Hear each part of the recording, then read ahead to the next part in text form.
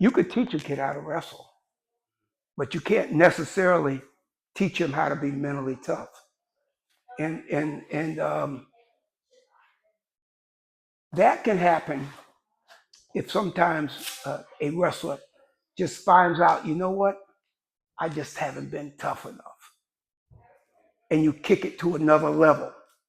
Because I've seen wrestlers that were like at 500 mid-season. By the end of the season, they were winning the national championship. So what happened? They figured out how good they can be, and they realized how powerful the brain is. The brain could will you to do incredible stuff. You just got to figure it out. Now, some kids are just born tough. You know, some kids are brought up in an atmosphere where, say, they got 2 or 3 brothers, and all they do is fight while they're growing up. You learn how to be tough because you're battling. Um, that's more the exception than a rule. Um, and then, like you guys, if you're around good mentors, uh, they could talk about it, and they could tell you that, you know, this sport, you got to be tough. You can't give an inch. You got to believe that you're going to win every time you step on the mat. And then you got to do everything that you can do to make sure that that happens. That alone puts you at a whole new level. And I've seen it happen a bunch. You know, my teammate Dan Gable, I was telling you guys about it the last time I was here. You know, he was 181-0. He lost his very last college match. He got beat. So the guy that beat him felt that, you know what, I can knock him off. And he did it in his very last college match, which was his only loss in high school or college. And then 2 years later, Dan Gable, he won the Olympics. He didn't have a point scored on him in the Olympics. So, you know, there you go. So much has to do with your mentality and your mindset. And sometimes athletes don't really realize how tough they are. And sometimes they have to be told. You know, you could be so much better than that, but you have to will yourself to win. If you go out there like it's just another walk in the park, then you're gonna have trouble beating good guys. That's the way it works. You know, like you guys, you got 1 year left, right? And you got a state tournament. Now, as a high schooler, winning a state championship is like one of the biggest things that could happen in your life. It's something that you're going to remember like forever. And it's going to be something that you're going to be proud of for the rest of your life. And so going into the season, I said, man, I'm going to do everything I can to win that state title. And for me, winning a state title in New York was on the same level, almost as winning a national title. Because it's high school, you're a senior, you got one more shot. And then it's over. You don't get any more chances. In college, you got 4 or 5 chances. If you redshirt 1 year, you know, so it's how much you believe that you can get it done and how high you set your goals. And there's no getting around the work that you have to put in. But beyond the work, you could will yourself to win and beat guys that perhaps you aren't supposed to beat. I've seen that happen a lot too. In fact, 3 of my wrestlers at Boston University, they went through the NCAA tournament. The first one, Todd Giles, he beat the kid from Iowa who was a defending national champ. This is at the national tournament. I had another one, Earl Walker. The guy that he met the first round at the NCAA tournament was undefeated and the #1 seed. My guy majored him. And see, now he wasn't seeded, and BU was not known as a wrestling power. And then the third one, Freddie Santee, he was the last one. He beat the 2-time national champ from Cornell in the second match. So the question is, how does that happen? Belief in yourself. The preparation has to be there, but just mental toughness. Mental toughness. That and I know now, and I tell kids that I speak to at clinics, that your mind is so powerful. You can will yourself to do great things, but you have to believe in yourself, and you have to pay the price, because it won't just happen by chance. A price has to be paid. You got to be in good shape. You got to have pretty good technique.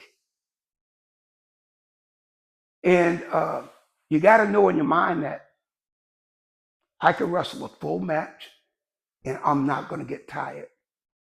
I'm going to go out there and I'm going to push this guy so hard, whoever it is that you have to wrestle for a championship or whatever. I'm going to push him so hard, I'm going to break him. And at the end of the match, I'm going to walk off the mat with my hand raised. Those are the things that you have to believe and prepare for. And it could happen, but it's probably not going to happen if you didn't pay the price. The price has to be paid if you want to achieve greatness in anything. And I'm going to say, in wrestling in particular, this is a tough sport. It's a tough sport, and it's a way to measure who you are in a lot of ways. One guy here, one guy here. You're in a match. Your coach can't do a damn thing but yell. A lot of times he'd be yelling the wrong stuff. I'm just saying, I say that because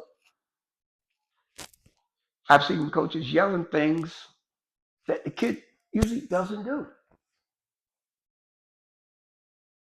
And a lot of times, if the kid goes out on the mat, the preparation should have been done before he goes out on the mat. And if that kid can put total focus and wrestle within himself as hard as he can, he'll have a better chance to win. I learned that when I was coaching throughout my career. And even myself, I should have. But when I went on the mat, everything else was in the dark. Nothing else mattered. It was me and this other guy. We're going to determine who wins this match. And I think that if you prepare and you can block out all of the noise and just focus on doing what you need to do to win. And knowing that I got to fight my opponent in every position. I'm going to fight him so hard that he's going to give up. And then I'm going to push him to the point where he gets tired and I take total control of the match. That happens. But it's kind of like if you have all of this stuff in your mind before you go into competition, what an advantage that you're going to go to war. This is not just a match. This is a war. If you can take those ideas and feelings into competition, it makes a hell of a difference. And what happens is you get better and better and better at it. I know it helped me as I look back. You know, I went from 9th to 12th grade. I never lost a dual meet. Now, and as I look back, man, I was going to war. It was like life and death. Just something happened when I took the mat. When I got to the finals of the NCAA tournament, the same thing. It's life or death. Not in reality. But I'm just saying, a lot of times that's the mentality you have to take into competition. Now, some people it's not all that important. But when you talk to one of these guys that has won a national championship, multiple championships, or whatever, they can go to a place, you know, when they're competing that most people have never been. But that place is in all of us. But you have to kind of feel that it's there and I'm going to find it and I'm going to use it. And when that happens and you're consistent with it, you get better and better at it. When you get used to winning and beating good guys, you get better and better at it. And so a lot is about consistency and commitment. And you guys have seen, you go to a practice, some kids are totally committed. Some kids, they want to take a day off. They're up and down. Same thing happens when they compete. Oh, Johnny wrestled great yesterday, but he sucked today. you know, that's consistency, total commitment. Because that's what you're competing against if you want to win at the highest level. Does that make sense? If I told you it was any other way, I would be lying. You know, and you'll probably hear it from different people, maybe in a different way, but they're all reaching for that level. And it's in all of us. You know, you just gotta want to find it and make it work for you.